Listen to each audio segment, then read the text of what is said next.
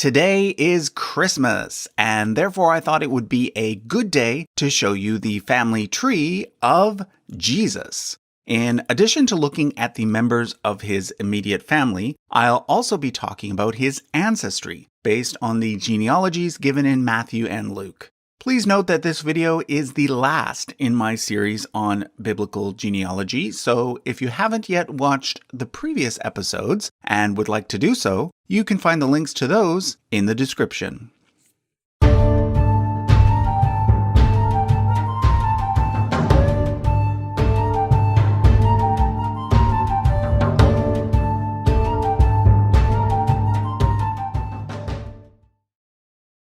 Before I begin, I want to let you know two things. First of all, for this particular video, I feel that it's important to point out that I myself am not a Christian. So please understand that this video is coming strictly from an academic perspective. The second thing I want to let you know is that although I do not believe that Jesus was the Son of God, I do believe that Jesus was a historical person.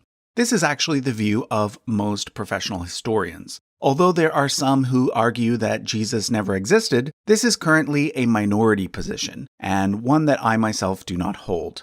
That said, I should point out that there is in fact very little information available about Jesus and his family, outside of the New Testament and other early Christian sources. And even within those sources, the information is often unclear.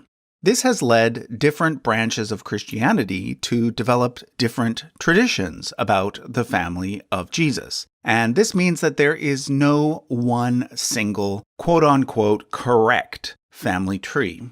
So what I'm going to show you today is kind of an amalgamation of the various traditions. This means that it may or may not be the same as what you personally are used to seeing. So keep that in mind. I'm not saying that my tree is correct. I'm just going to use this one configuration in order to discuss some of the other possible configurations. So let's begin. The one thing that all Christians agree on is that Jesus' parents were named Joseph and Mary. Now, obviously, according to Christians, Joseph was not the biological father of Jesus because, well, the main idea of Christianity is that Jesus was the Son of God, miraculously conceived in the womb of the Virgin Mary. But legally speaking, Jesus would have been considered the son of Joseph. Now, I'll come back to Joseph a little later when we discuss the ancestries given in Matthew and Luke. In addition to his parents, the New Testament also mentions siblings. In Matthew chapter 13, verses 55 and 56, it says, "Isn't this the carpenter's son? Isn't his mother's name Mary? And aren't his brothers James, Joseph, Simon, and Judas? Aren't all his sisters with us? Where then did this man get all these things?" So first of all, this is where we learn that Joseph was a carpenter. But this is also where we learn that Jesus had both brothers and sisters. Now, the sisters are not named, but the brothers are. And it would appear that there were four of them: James, Joseph, Simon, and Judas. And this is where different branches of Christianity start to disagree.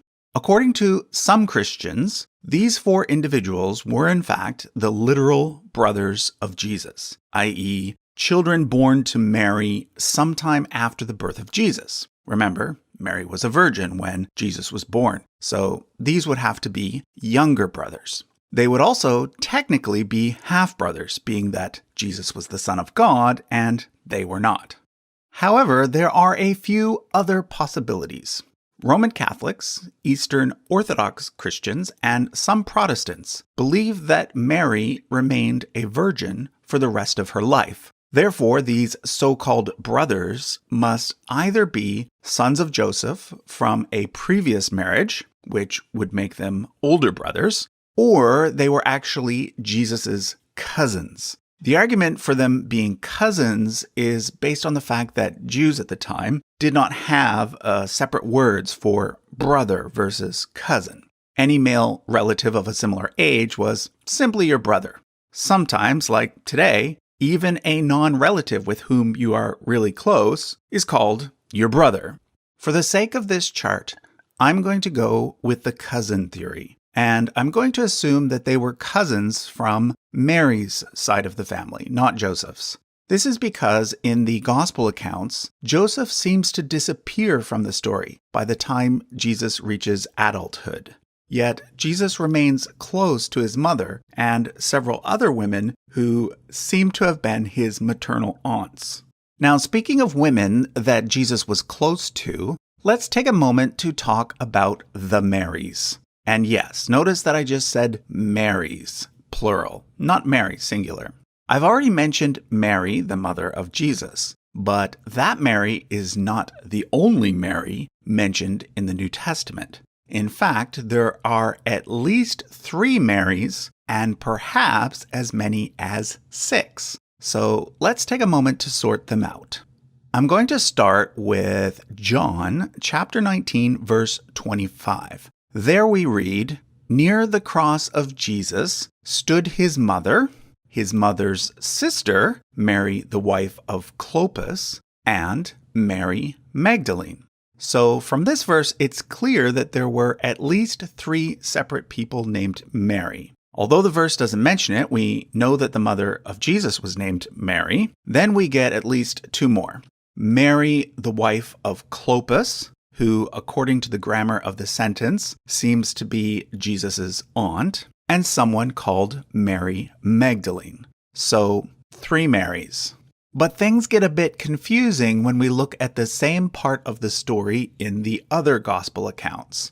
Matthew also mentions 3 women at the crucifixion. In his version, in Matthew 27, verses 55 and 56, we read, "Many women were there, watching from a distance. Among them were Mary Magdalene, Mary the mother of James and Joseph, and the mother of Zebedee's sons." So here there is no mention of Jesus' mother, but we do get Mary Magdalene again, as well as someone who is referred to as Mary, the mother of James and Joseph. According to many scholars, the assumption is that this Mary is the same Mary as Mary, the wife of Clopas. So if this is true, it is confirmation that Jesus did indeed have 2 cousins named James and Joseph. Finally, we get a third person who is simply referred to as the mother of Zebedee's sons. Now, we know from other parts of the New Testament that the sons of Zebedee were James and John, 2 of the original 12 disciples. Okay, now let's look at the Gospel of Mark. In that version of the story, in Mark 15, verse 40, we read, "Some women were watching from a distance. Among them were Mary Magdalene, Mary, the mother of James the Younger and of Joseph, and Salome."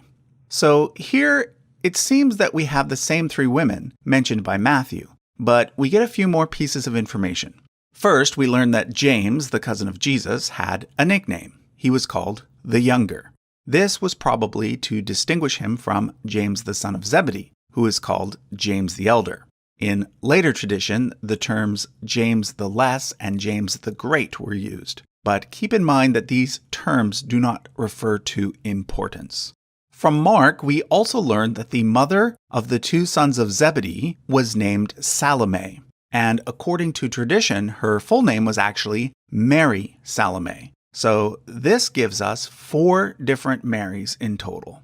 Now, there's one more gospel, the Gospel of Luke, but unfortunately, Luke does not name the women at the cross. However, he does include a story not given in the other Gospels about 2 women named Mary and Martha who lived in a town called Bethany. So this is possibly a 5th Mary. However, according to tradition, Mary of Bethany was the same person as Mary Magdalene. So that once again leaves us with 4. Let's now return to the tree. We can now fill in the name of Mary's sister and her husband. I'll also add Mary Salome off to the side, as well as her husband Zebedee and her 2 sons James and John. I'll also add Mary Magdalene and her sister Martha. From other verses in the Gospels, we know that Mary and Martha had a brother named Lazarus, whom Jesus raised from the dead. So I'll add him as well. Okay, let's now focus a bit more on Jesus's cousins. To do this, let's talk about the 12 disciples, later known as the 12 apostles. Simon Peter is always mentioned first, along with his brother Andrew. This is because Peter ended up becoming the leader of the Jesus movement after Jesus' death. In fact, Catholics consider him to have been the first pope. After Peter and Andrew come James and John, the sons of Zebedee. As I've already mentioned, this James became known as James the Great. We then get Philip, Bartholomew, also known as Nathaniel, Thomas, and Matthew. Finally, we get another James, mentioned as being the son of Alphaeus in order to distinguish him from James, the son of Zebedee. Then Thaddeus, who was also called Judas, Simon, nicknamed the Zealot, and last of all, Judas Iscariot. He comes last because he's the one who famously betrayed Jesus. He's the only one of the 12 who didn't become an apostle. He was later replaced by a man named Matthias. Now, here's the interesting thing. The last 3 names before Judas Iscariot match 3 of the names of Jesus' cousins. And according to some scholars, the name Alphaeus is an alternative version of the name Clopas. So, according to several branches of Christianity, these 3 disciples were in fact the cousins of Jesus. What happened to Joseph, the 4th cousin, we do not know. But the fact that these 3 are always listed last in the lists of the disciples, other than Judas Iscariot, of course, I think is further evidence that they were in fact the cousins of Jesus. It's likely that the early Christians were being careful not to give them any special treatment. So let me tell you a bit more about them. Not only was James the Less one of the 12 apostles, he was also one of the main leaders of the early church. In fact, some branches of Christianity call him the first bishop of Jerusalem. He is also thought to have written one of the books in the New Testament, the one called James. Simon is notable in that he is thought to have taken over the leadership of the Jerusalem church after the death of James, and is thus considered by some to have been the second bishop there. Finally, Judas is traditionally thought to be the author of the New Testament book of Jude. While we're at it, let's talk about the sons of Zebedee as well. According to legend, James the Great traveled to Spain and then reappeared there centuries later to help fight against the Muslim invaders. For these reasons, he is considered to be the patron saint of Spain. His brother John, however, is perhaps more well known. He is thought by many to be the author of the Gospel of John, who is also known as the disciple whom Jesus loved, as well as the author of 3 letters named 1st, 2nd, and 3rd John, and the book of Revelation. Now remember, I'm just presenting one view among many, and one that is based entirely on tradition, not on historical evidence. There are other scholars who, for example, would say that John of Patmos, who wrote Revelation, was probably a totally different John than this John. And others who think that there were possibly 3 or 4 different people named James, not just 2. So let me say it again. There is no one quote-unquote correct way to look at all of this. All right, we're not done yet. According to many branches of Christianity, we actually know the names of Mary's father and mother as well, who would also be the parents of Mary of Clopas and the grandparents of not only Jesus, but of at least 3 of the 12 apostles. According to tradition, they are named Joachim and Anne. In the Quran, Joachim is called Imran, and although Anne is not named, the Semitic version of her name would be Hannah. Now, in the Middle Ages, a tradition developed that considered Mary Salome to be the daughter of Anne as well. In some versions, the three Marys had three different fathers, but in other versions, they were all the daughters of Joachim and Anne. I'm going to leave a question mark here because to me, it seems that the earliest traditions considered these four to be the cousins of Jesus, but not these two. Okay, we can actually go one step further in this family tree. According to tradition, Anne was the daughter of a priest named Mathan and the sister of a woman named Sobe, who in turn was the mother of Elizabeth. Anne and Sobe do not appear in the New Testament, but Elizabeth and her husband Zechariah do. According to the Gospel of Luke, Elizabeth was a close relative of Mary, the mother of Jesus, and the two women were pregnant at the same time. Mary, of course, had Jesus, and Elizabeth had John the Baptist. And this John was definitely a different John from the John who wrote the Gospel of John. According to Christianity, John the Baptist was sort of a forerunner for Jesus and prepared the way for him. But according to the New Testament, he was killed by Herod Antipas prior to the death of Jesus. As the story goes, his head was delivered to Antipas on a plate at the bequest of his wife and niece, Herodias.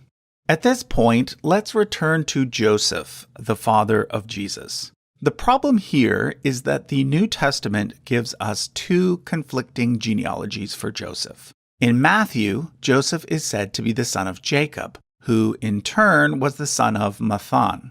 However, in Luke, Joseph is said to be the son of Heli, the son of Mathat. Now, interestingly, in both cases, the name of Joseph's grandfather is similar.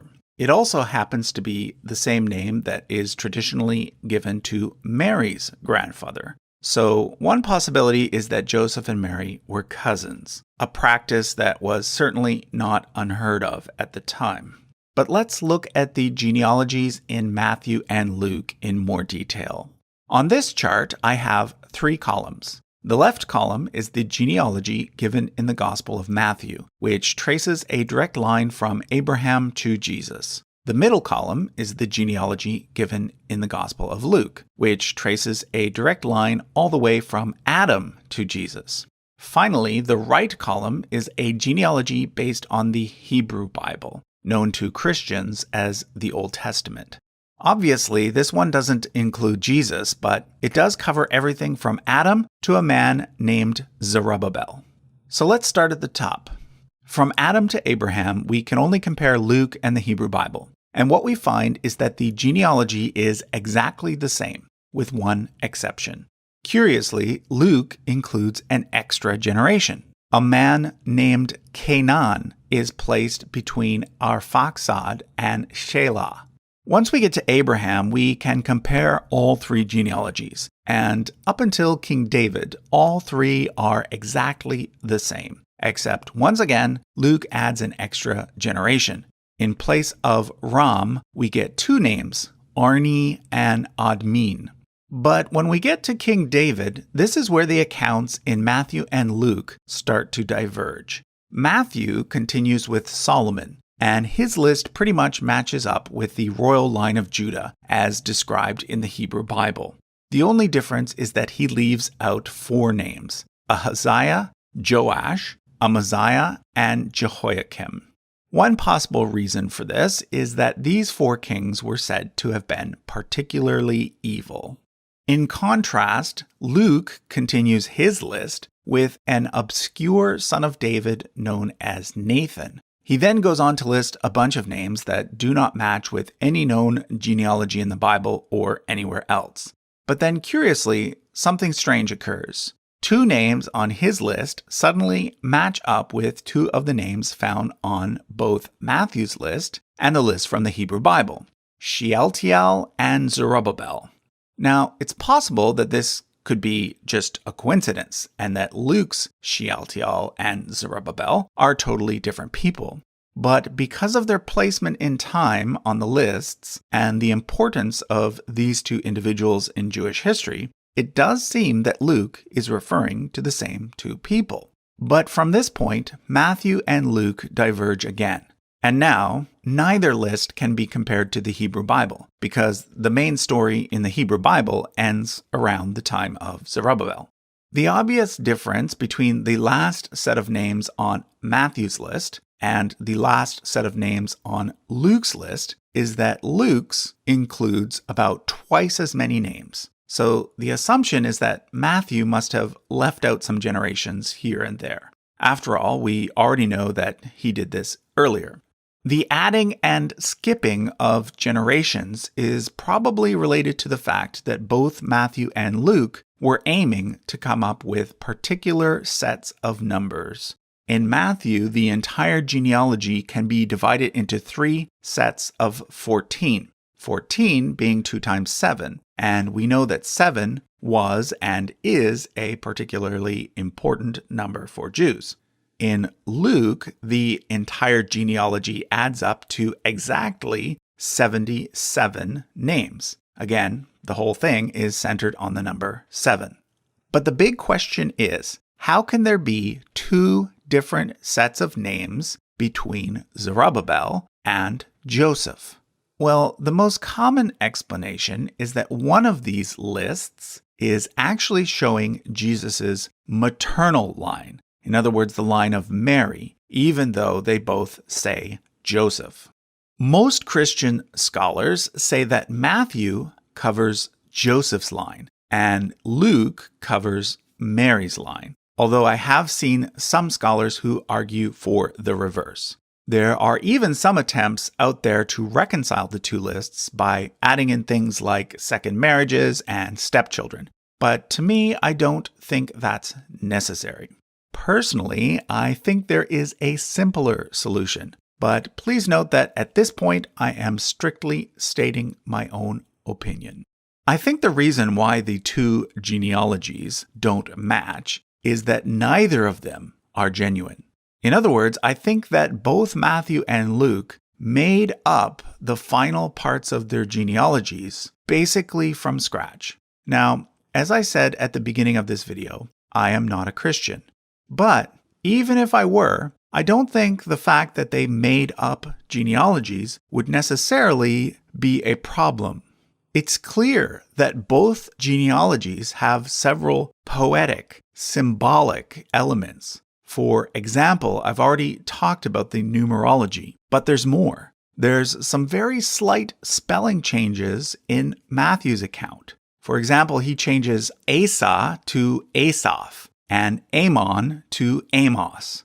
Asaph was a writer of Psalms, and Amos was one of the prophets. So this would appear to be a nod to the prophets and the writings, the 2 sections of the Hebrew Bible that, together with the Torah, make up the Tanakh. He also specifically mentions 4 women, all 4 of whom were probably non-Israelites. So that's a little nod to the Gentiles. As I said at the very beginning of this series, the purpose of the Bible is to make theological points, not to record literal history. And I think this goes for certain sections of the Gospels as well. Yes, the Gospel writers certainly believed that Jesus was the Son of God. And yes, they certainly believed that as the Jewish Messiah, he was the literal descendant of King David. But I don't think that the exact specifics matter to them as much as they matter to us in our very detailed-oriented modern minds today. Again, this is just my opinion. But please understand that the Bible can be understood in different ways. And just because someone understands it differently than you, it doesn't necessarily mean that they are non-religious. Okay, so that wraps up the family tree of Jesus, as well as the complete series that I've been doing on biblical genealogy. If you're interested in viewing the other episodes or in buying my biblical family tree poster, you can find the links to everything in the description. Happy holidays, and thanks for watching.